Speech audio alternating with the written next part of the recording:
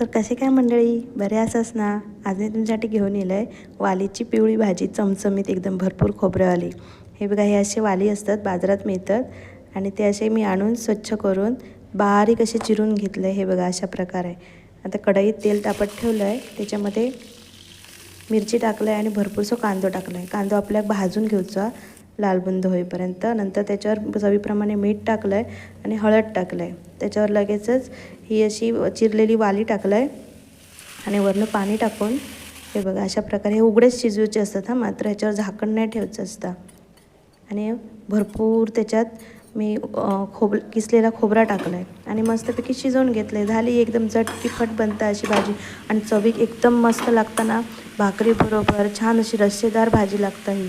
पण ह्याच्यात आपण खोबरा भरपूर टाकलेला असतो ना, त्याच्यामुळे का मस्त असं एक गोडी, एक वेगळ्या प्रकारची गोडी आहे या भाजी.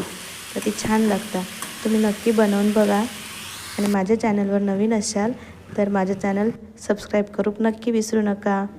आणि वरनं कोथिंबीर टाकलं आहे आणि ही बघा, अशी चमचमीत मस्तपैकी भाजी दिसता. तर माझी रेसिपीज तुमका आवडत असतील तर मला नक्की कमेंट करून सांगा आणि कोणते नवीन नवीन रेसिपीज तुमका बघूचे असतील तर तेही सांगा. मी नक्की ते तुमका दाखवायचा प्रयत्न करेन. चला तर मग, बाय बाय.